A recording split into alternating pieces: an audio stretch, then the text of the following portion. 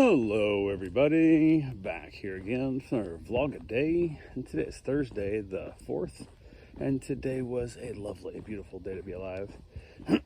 Got up this morning fairly earlier than I wanted to.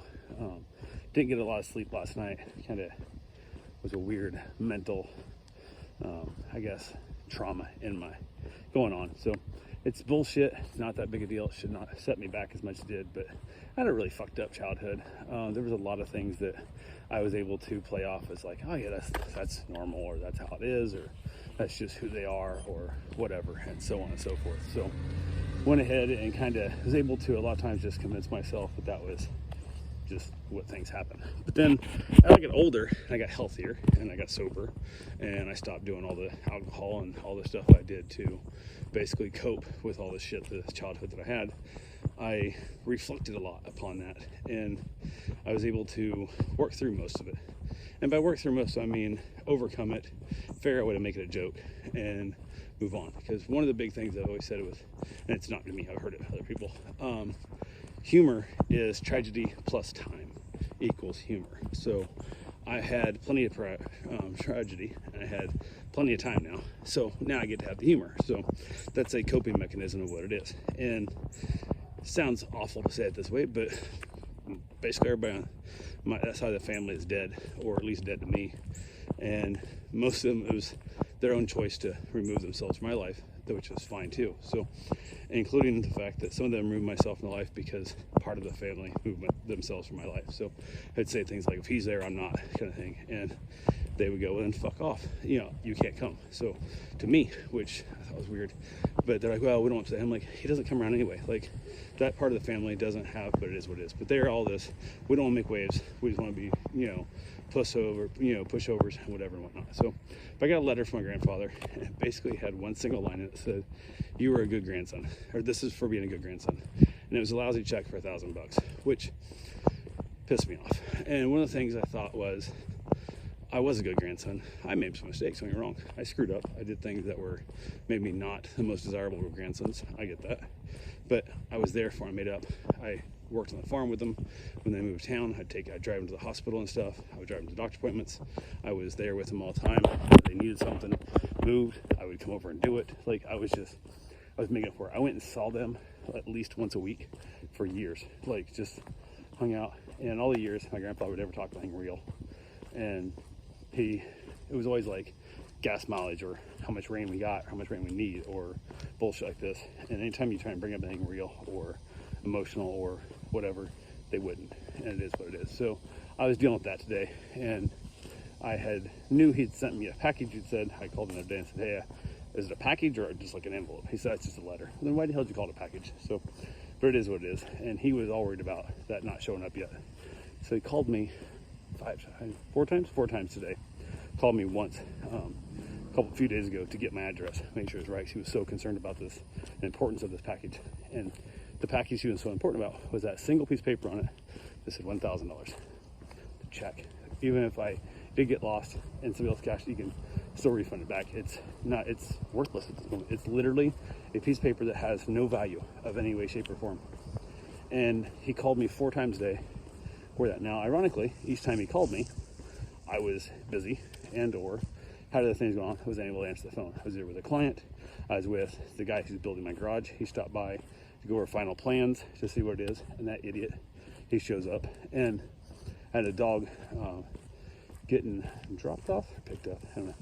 Yeah, getting picked up. I was like, what the hell do I have going on here? But I forgot what it was. So I had that happening as well. And he stops by, and then wants a check for the concrete work, which is fine. I have no problem with that. Except I don't own a checkbook. I haven't owned a checkbook in it's been at least a decade since I've owned a checkbook. Like, I pay cash or I use a debit card. Nowadays, credit card. In fact, it needs to be a debit card. But I realized I had virtually no protection on a debit card.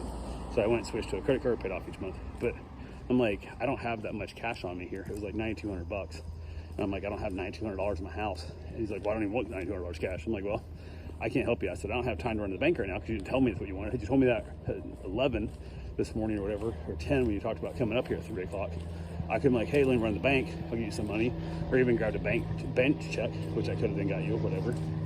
But it is what it is. So I'm like, well, best I can do is I can wire transfer you the money if you want. Just give me your banking information. I'll have my wife do it, whatever. He's like, okay. So I was dealing with him on that time when one of the calls came in, which was fine. And I sell with my grandfather, and I'm like, that's odd. That man calls me once a year at best. And that's after I've called him legitimately, usually 7 to 10 times. And I'll tell him each time, hey, I've now called you 5 times. Why don't you call me when you want to talk? But it was like, I'm always the one having to call you. So it's a two-way street. And it'll be, hey, it's me calling you for the 6th time. You haven't called back, why don't you call me? And then usually the 7th to 10th time, I will say, I will never call you again until you call me.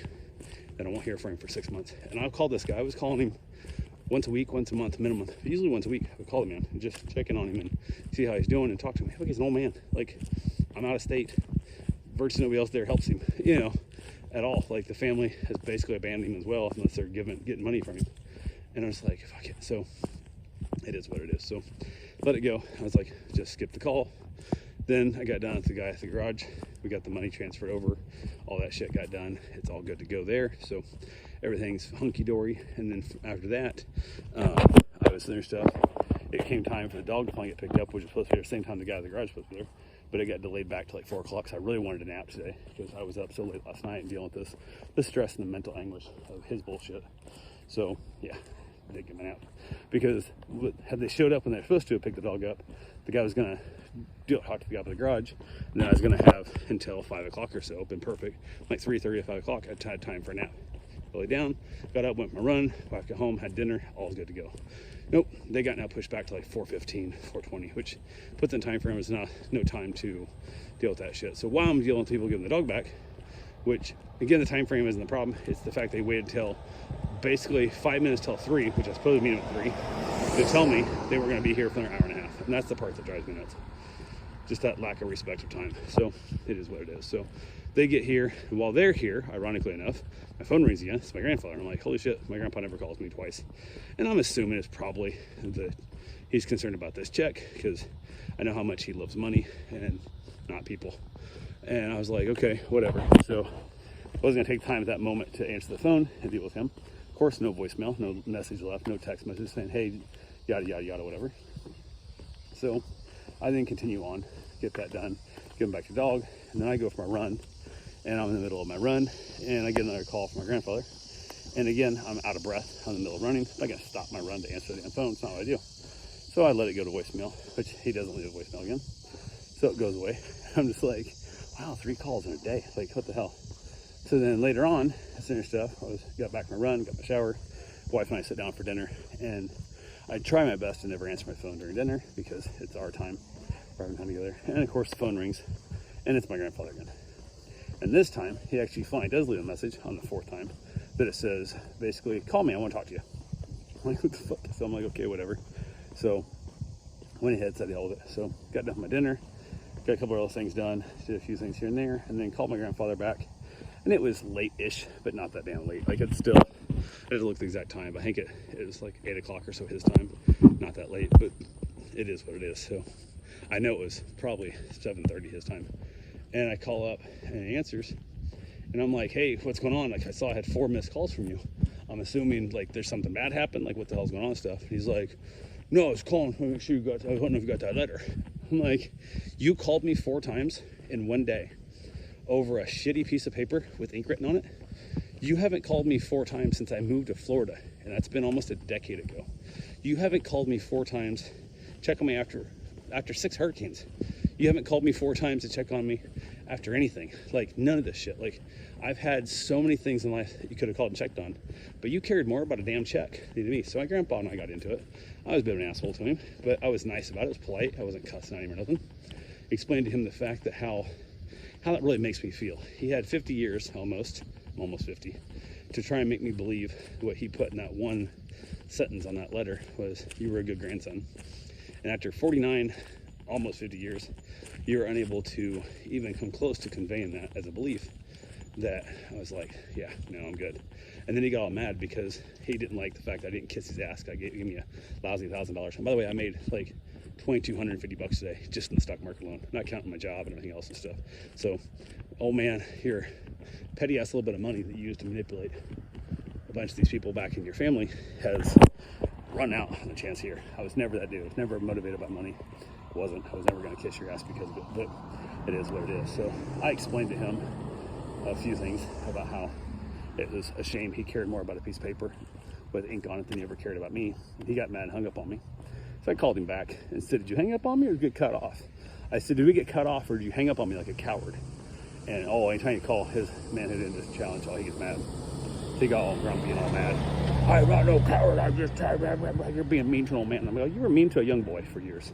So what the hell's the difference? You know, at least as an old man, you have the right to defend yourself. As a little boy, I didn't. You know, there was a lot of things there. So there was a little bit of stuff. I basically told him to have himself a wonderful life of his life. And he basically told me because of this one time of being slightly coarse with him, I'm out of his life forever. So I'm assuming I'm out of the will too. You don't give a shit. Didn't want the fucking money to begin with. So we'd even talked about the fact that if I did inherit anything, would I even pick it up? Would I want it? Would I want the memory of it? None of that shit. There's possibilities. Probably, I'm gonna guess, 100 grand minimum there that we might share. And who knows? It is what it is. But yeah, didn't care. Don't give a shit. So yeah, that was my evening. Super stressful. Was up super late, and of course brain went shut off because of all that shit. And it is what it is. But I eventually got to bed and was able to get some sleep and wrapped it up and called it a night. So that's all I got for right now. We'll talk to you guys tomorrow. Have yourself a safe, wonderful day. Thanks for watching.